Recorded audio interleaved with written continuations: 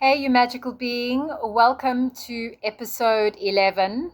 It's been 11 consecutive days of conducting this daily vlog under Yogi with a Yoni. My name is Monica de Silva. If you are coming back, welcome back. And if this is your first time, halala. A space where I try to be as authentic and vulnerable as possible, just sharing some thoughts, ideas, insights, whatever I feel intuitively or naturally called to share, not only with you, but more importantly, with myself. So, this journey started off as one to facilitate growth, stepping outside of the comfortable and doing something a little bit uncomfortable, like recording videos, speaking on public platforms, expanding my social media presence, etc. And as it stands here today on day 11, it's been quite an interesting journey. The fact that I've had to start this recording 5 times is testament to that. And I guess a caveat, if you haven't seen any of my previous episodes, I make reference to how I was only going to do first takes only. Well, clearly I haven't kept to that commitment, and I have also become aware that sometimes we need to be a little bit more flexible and a little bit gentler and perhaps kinder on ourselves. So yes, I've just come back from a wonderful swim in the magical ocean, and this is the first time I've actually done one of these with my hair down. So I don't know if it's the distraction of the hair and the look, as opposed to always wearing the hair in the bun. But nonetheless, it's taken me a while to get started. But now that I'm here. And I would invite you to, I guess, just take a nice deep breath with me. And perhaps anchor the energy in here and now. So, what is today's episode all about?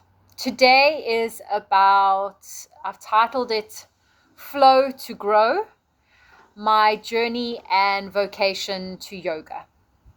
So there's 3 key things that I wish to discuss with you in the content and the context of this video. And it's how my interest in yoga started, and what has the meaning of yoga been to me, and how has it shifted over time, over the time and the duration that it's been part of my life. And then the third, I guess, area that I want to explore and discuss is what is the daily practice, and what has my daily practice had, or what impact has it had on my life, and what revelations has it revealed. So I'll be focusing on those 3 key areas and topics. And yes, caveat, I do have my little notes here today, just to give me a little bit of structure and just to help me stay a little bit grounded, because I do tend to have a lot of information that I want to share. And I feel this helps me just stay a little bit more focused and a little bit more present, perhaps because I am a newbie. And I trust that one day I'll be able to just run with it, and it will come more intuitively and naturally to me. But right now I feel I need the assistance of a few little notes just to facilitate in giving me a little bit more comfort and reassurance. So let's start off by addressing this first statement or question of how my interest in yoga started. Well, it started by me going to the gym I try to go on a daily basis, making sure that the body looked good and felt good. It has always been a very important part of my life since I was a small little girl.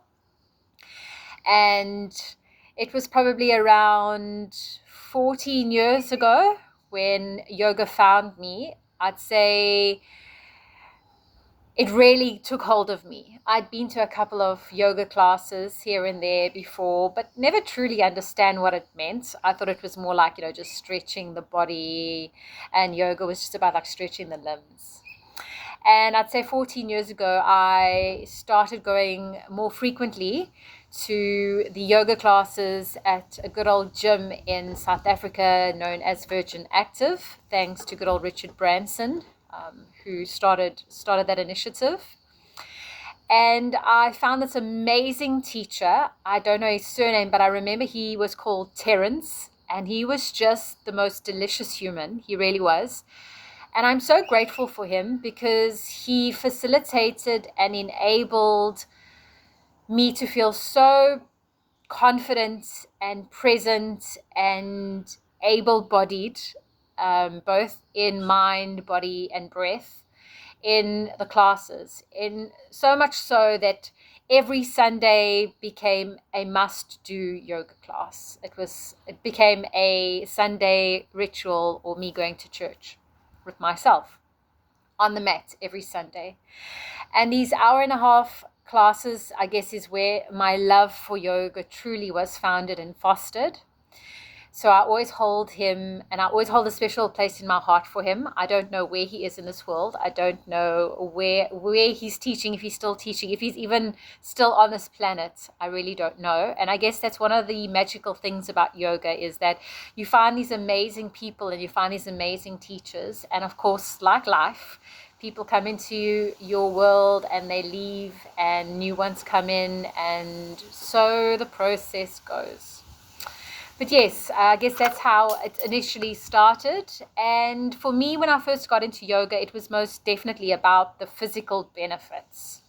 And Terence taught Ashtanga yoga at the time, and I really just took to it. I really enjoyed it. It was challenging. It helped build strength while simultaneously allowing for flexibility and mobility within the physical body. And I walked out of every session really feeling good. And I could really start to feel the changes that were starting to become evident in my physical body, but more importantly within my mental state. And I guess things grew from that. I went on a retreat in the South Coast, and I got to be exposed to different forms of yoga there, where I did my first 108 sun salutations on the beach, and that was quite challenging, but it was interesting. And I guess that also captured my heart quite a bit in terms of what it evoked with me during this little period of time. And I guess I was exposed to different types of yoga there. It was yin yoga, it was restorative yoga. I did my first handstand unassisted, and I guess many elements of growth within my yoga journey really started to happen. And of course, I began to see that the seeds that I was beginning to plant were really taking root and beginning to sprout above the ground. And I could see visible changes and things happening in my physical body and through, I guess, where life was taking me at that particular point in time. So my love and curiosity definitely grew. I went and I dabbled in a couple of other different types of yoga. Caveat, not all types of yoga were for me. I tried some hot yoga. Wow, no, guys. That is not for me at all. I don't know. I only did one class. So I feel like I need to state that, because I'm sure there's some people out there that are like, oh, I love it. And I'm sure there are elements that are really enjoyable, but no, it just didn't work with me. Yoga is already quite a challenging thing to do, and then to be in this space where it's so warm and hot you can barely breathe. And it was interesting because the class that I went to had this teacher, and she was the most fascinating creature, because it was my very first class of hot yoga, and it was my very first time there.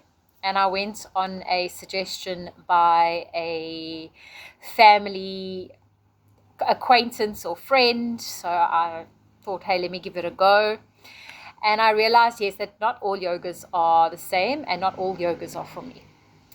And I actually got shouted and reprimanded in that class because I was overstretching, apparently.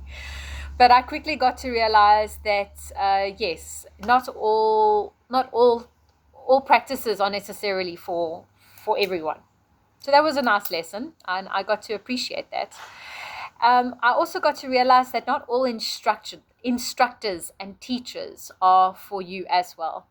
And I guess that's when I really got to understand how you either resonate or you don't necessarily resonate with a teacher or an instructor. And it's got nothing to do with how good they are or how competent they are and if they can get into a handstand or a headstand or not. It's really got to do with the energetics and how they make you feel during the session and when you walk out of the session, and how, I guess, embodied they make you feel and present in your body whilst you're there. And they might be going through the general flow and doing the same, I guess, postures or asanas that you would have come across in many other classes, but for some reason there's just a different level or degree of resonance with one teacher versus another teacher. And I guess that's when I really got to understand the essence of energy and presence and the importance of how some students loved a particular teacher and others didn't. And it's not a case of good or bad or competent or not competent. I really do feel it's like, imagine us all being in an orchestra and some musical notes and some instruments just sound better and more melodic together than others. And I guess that's how I started to interpret and view yoga as well when it came to instructors and teachers that I was coming across as well. And I guess, yes, 14 years on, I'm still not only practicing yoga, but I am teaching it and facilitating sessions which leverage and use a lot of principles and philosophies as well as asanas within the yoga practice, within my embodiment sessions and classes with my clients. So it's been a very profound and powerful tool that I've incorporated into my toolbox and into my toolkit. And it's been a godsend. It really has. So what has the meaning of yoga been for me and how has it shifted over time? So like I've stated, initially it was all about the body, how it made my body feel, how it made me feel stronger, how it maybe made me look a little toned and better. And then it shifted towards the breath. And I started to become very consciously aware of the breath in relation to the movements that I was facilitating within the body. And once it shifted from the body to the breath, and when I was able to kind of like feel into and incorporate those two, only then did it start to tap into the mind. And did I start to become consciously aware of the impact it was having on my mental state and the impact that it was having on how busy or how still the mind was. It just made me far more aware of what was happening in the mental space through the connection through the breath and the body. And much later, and I'd say probably over these last 4 years, have I truly understood the premise and connection that it has with our spirit and to something far greater outside of us than I initially comprehended when I first started this body of work or this practice, I guess. So yes, it's definitely shifted from a connection to the third dimensional realm to a connection to something far more ethereal or otherworldly. And it's been truly magical, and it's been a great honor and a privilege to not only teach this practice, but also have it be part of my life and my world. And the fact that I get to share it with others is probably the most wondrous gift that I could be gifted with it in myself to share with others. And I guess what else do I want to share in relation to this?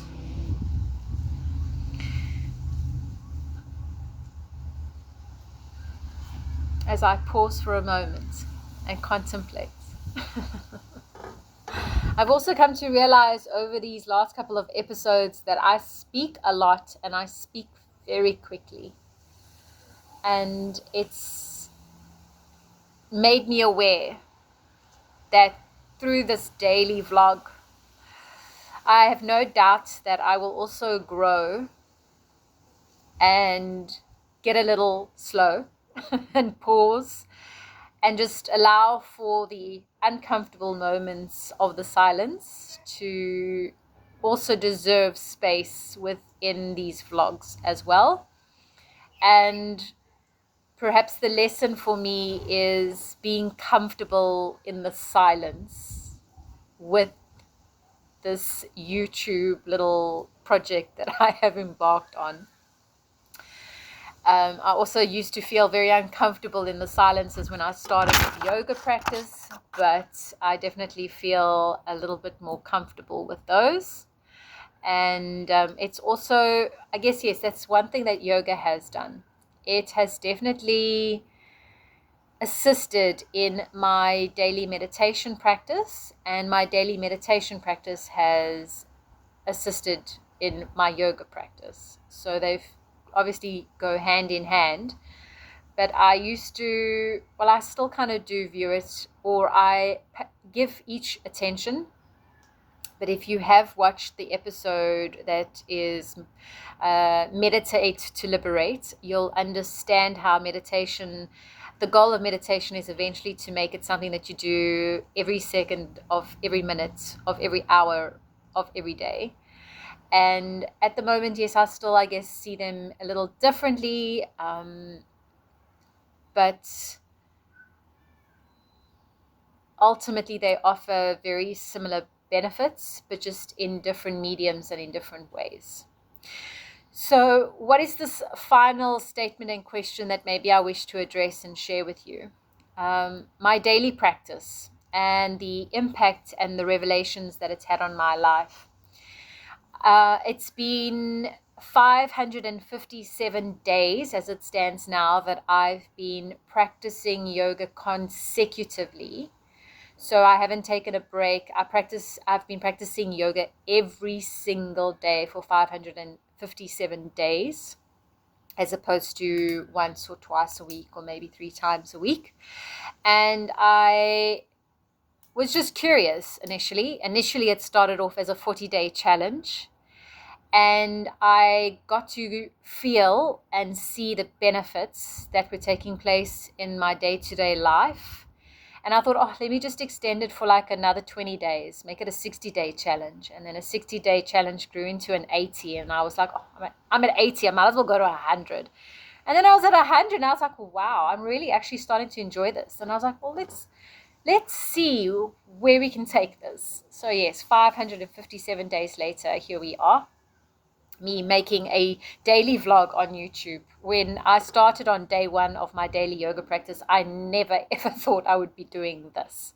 So I guess that is one of the big revelations, and one of the things that it's really fostered and taught me is it's given me the courage to just try new things and to really plant those seeds and water them and see which ones sprout and which ones start to bloom and blossom and grow. Art has also started to become a very powerful and potent thing in my life. I love doodling. I have created many magical pieces that I'm very proud of. My art is definitely not for everyone. It's very loud. It's very in your face. It's very colorful. And I guess that is me. I feel that it's a true representation of my personality and my essence and my God-given gifts. And so that's been quite beautiful just to see that seedling blossom. And if you are interested in checking out my art, you can go to my bio in my channel description and you'll see that there's a link to some of my art pieces. And I also make a few posts here and there, just sharing some of the pieces that I've created. But what has my daily practice fostered? Well, it's definitely and undeniably fostered discipline within me. I've always been a disciplined person. I grew up in a very strict Portuguese home, and if I stepped out of line, my mom would definitely let me know. And I guess I've always been disciplined, but it's a different kind of discipline. It's a discipline that I'm fostering not out of fear. And initially, I feel I used to associate discipline with that. I used to associate discipline with punishment. And very recently, I'd say, even dare I say a couple of days ago, I became acutely aware of how being joyful has been something that I've felt quite guilty about.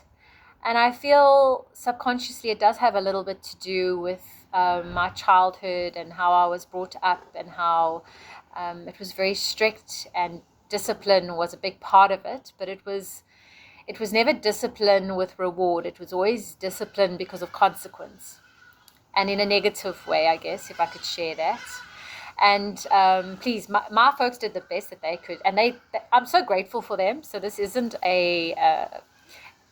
I guess, pointing fingers or disrespecting them in any shape, way, or form. Not at all, not at all. I'm so glad I had that experience, because I wouldn't have been able to arrive at this insightful, illuminating epiphany if I hadn't have had that experience. So everything happens for a reason. So I'm very grateful for those experiences. So I don't want to take them away. In fact, I welcome them. And I guess, yes, so it's fostered discipline, but in a way that is loving and nurturing. And it's like a gardener, the gardener needs to be disciplined. The gardener needs to go out there and tend to the garden as often as they can, remove the weeds, water the plants, give it compost and nourishment. Otherwise, what's going to happen to that garden. So I guess, yes, discipline has changed for me in regard to that. I've also fostered a greater degree of focus because of my daily yoga practice. Less scatterbrained, I don't let interruptions come into my space and world as easily as I did before. I honor my 1 hour. So yes, I've practiced for 60 minutes. And I dedicate my 60 minutes to my practice. And that's taught me a lot of self-love and self-respect and self-discipline, to just get on the mat. And yes, some days are challenging, and some days I really don't feel well, or I have a really intense headache, or how life is sometimes. Sometimes we don't wake up feeling chipper and happy and glorious and starlit every day. Some days we can feel a little under the weather. But that's the beauty of getting on the mat every single day. You meet yourself wherever you are, unapologetically, without any shame or blame, and you just adjust, and you tailor, and you modify, and you move with the pace of what the physical emotions and the sensations within the body are, I guess, moving through you, and you adjust with all that. So I'd say that has probably been one of the most profound, I guess, lessons that it's taught me as well. And it's provided me with an elevated connection to my body. I have always been someone who has looked at the body, and as life goes on, my relationship with my body has been changing and changes all the time. But it really has been fostering a reverence and a love for my physical body, and I see it growing and moving, and things that I couldn't do before I can do now, and things that I could do I can't necessarily do at the moment. Like, I injured my shoulder for quite a while, and for probably a good 10 months, 12 months almost. Only now am I starting to be able to move into certain postures that I used to be able to do now. And instead of being frustrated and getting upset about it, I've just allowed for the process and just trusted that whatever is arising because it needs to, and it's giving me an opportunity to work on other areas and other aspects and try other asanas and move into the body in other ways. I haven't forgotten all of that stuff. It's just provided me with an avenue and an opportunity to shift into other areas. And just like this vlog, right? So as much as we think yoga only happens on the mat, the real magic of yoga, well, the real magic starts to happen when you take yoga off the mat, as I tell my clients. And when I hear my clients saying, oh, I incorporated this box breathing that you taught me when I was having this procedure done, or my house was flooded and I remembered to use my breath, my breathing. I don't think I would have been able to have coped if I didn't know this. So I get so excited when people tell me these stories, because that's when I really know that they're doing the work. Because yes, yoga definitely happens off the mat more than it happens on the mat. And I'm just so proud of my clients and my students when they share these stories with me, because it really means that they're doing the work. And I'm only here as a messenger to share the wisdom that I've gained in the way that I've gained it, and in the way that I can transmit the information, because we all do it in our own unique way. So yes, those things get me really excited, and that in itself has been a revelation, and the impact that it's had on my life. And what else do I want to share with you? I've got here elevated degree of trust with the magic that is life. And I guess that speaks to the premise of just getting on the mat every day and time stamping it. It's just a timestamp when you get on the mat, and it just makes you more present within the here now moment of tapping into the body viscerally and connecting with the breath and connecting with what's happening in your mental space, so that it can subconsciously help you when you get off the mat. I guess one of the big things that I want to, share with you as well is that this practice hasn't been accepted and fully understood by many people within my immediate family, I guess. And I remember, especially meditation, I guess when I started this practice of meditation, my mom was like horrified. She didn't even know what the hell I was doing in the room, breathing and just sitting on my ass for a time of 20 to 45 minutes. She was like, what a waste of time. You should be cleaning windows, or you should be scrubbing the floor, girl, or doing something. But you know what you're doing, sitting there doing nothing. And that was interesting, that initial, the push. And I persisted and I carried on, because I saw, when I understood the theory and I wanted to understand the experience. So I stuck with it. And even my yoga practice, it's always interesting how those who are the most dear and near to us challenge us the most, isn't it?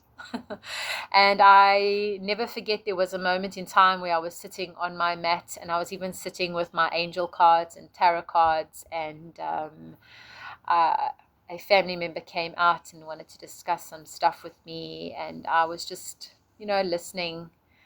And I remember the discussion, and I remember it was such a poignant point in my life, because it was one of the first times that I got to experience viscerally the benefit of meditation. And at that time, I'd been meditating already for like 6 years. And I remember one of the gurus that was at one of the meditation retreats that I went to learn this meditation practice said that, this can take many months, it can take many years, but one day it will just land. Something will happen in your life and you will understand the power of this practice.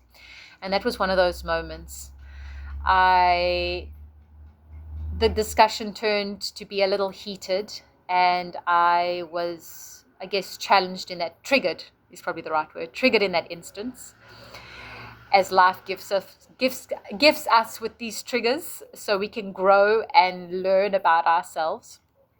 And I remember in that very moment consciously making the choice of, do I want to respond in the way I always respond, or do I want to try something different? And it was in that very moment, after 6 years of practicing meditation, that it dawned and landed on me, oh my God, now I understand the benefit of meditating, because you're able to just still your mind and quieten it long enough to connect to the body and allow for the gap and decide without any emotion how you wish to respond that is the most beneficial for yourself and for this other individual. And I remember I responded in a very different way, in such a different way that it triggered this other individual because it was unexpected, perhaps.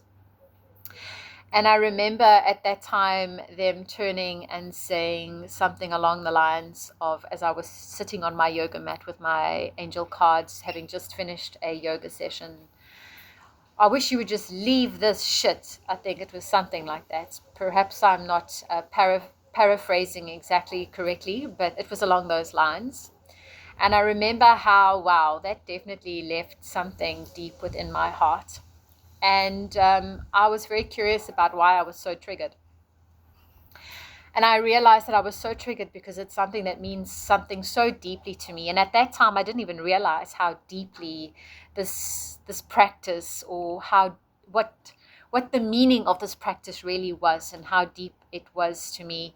And I believe that my vocation and my relationship with yoga goes back beyond just this time, space, and dimension. I really believe that I've connected with it in many other lifetimes and in many other shapes and in many other countries and spaces and times and dimensions. So I was so grateful for that moment, because you know how sometimes you can either let triggers eat you alive, or you can look at the trigger and alchemize it and choose to use it to build off and use that fire in the anger to either destroy you or let it burn what needs to be burned so something new can rise up, and you can use the flames to fan the passion, right? Or fan the love for something that maybe you don't even know is there.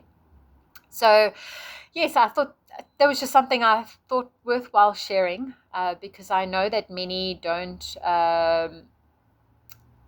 view yoga as the way I view yoga. I know some people view it as a way to connect to spirits and a way to connect to otherworldly beings that one shouldn't be connecting to, and all that kind of stuff. And I can understand why there's a great fear surrounding yoga.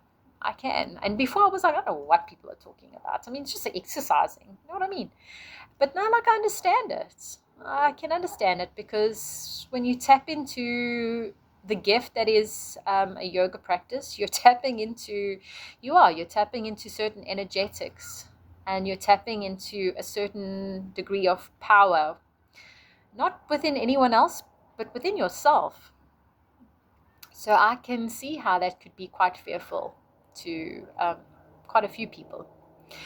So yes, you wonderful human, it's 33:22 on my clock, and if that's not a more magical number to me, for me to look up at this very moment in time, I don't know what is. But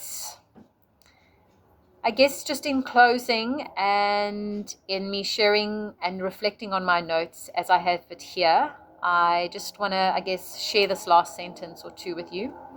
So yoga for me has yoga stroke meditation. Yoga is just a form of living your life on a day-to-day basis. But for the premise of here now, getting on my mat as we traditionally know it, and meditation of stilling the mind and being present in the here now moment, it's allowed me to meet myself on the mat, no excuses, and it's facilitated the gift of making time for myself. You don't take the time, you make the time. And if you don't make the time, you won't find the time. And it's truly had a ripple effect in all spheres and areas of my life, way beyond the mat. And this vlog is just a true testament to it. Yes, at this stage, I have but a handful of subscribers, but like, that's okay. I'm fine with that. My kids keep asking me almost every day, Mom, how many subscribers do you have today? And Mom, how many views do you have on that video? And I'll like tell them, like, but how long are your videos, Mom? And I'll be like, well, yesterday was like 18 minutes. Today was like 33. And they'll be like, oh, no, Mom, it's way too long. No one's going to want to watch a video that long. And they're right. I mean, I know this. I know. Shorts are it, guys. And TikTok, scroll. If it doesn't grab you within the first 3 seconds, then sorry. But and I know that the lighting isn't perfect, and I know that I'm not styled up all gloriously, and that I've got like wet sea hair here, and I don't have a glorious halo light. And I mean, if you look at my setup, my phone is literally what do you call it, leaning up against a candelabra here on a brick. True story. It's on a brick, just to give me height. But hey, you got to start somewhere. So you got to start, just plant that seed, and then you just have to trust. You just got to keep watering it and trust that the right things will arrive at the right time, and that you have all the tools that you need for the here now moment, and just go with the flow. And on that very note, I would love to wish you just the best for the rest of the day. Thank you so much for sharing your time, your energy, and being here in this space and here now place. I see you. I celebrate you. I honor you. And I have no doubt that your energy is in some shape, way, or form in resonance with my energy. And we're clearly at this in the orchestra playing instruments that sync and are in tune with each other. Otherwise, you wouldn't be here. You would be in a million billion other places, either on TikTok, either on IG, or checking out some shorts, or checking out longs on loads of other magical creators pages as well. So yes, the fact that you're here, I'm very grateful. So on that note, remember to continue to sow the seeds, allow for the flow of life so that you can grow and begin to glow. Until tomorrow's episode, stay magical, continue to shine your unique, radiant, bold, and brilliant light. And until then, peace out.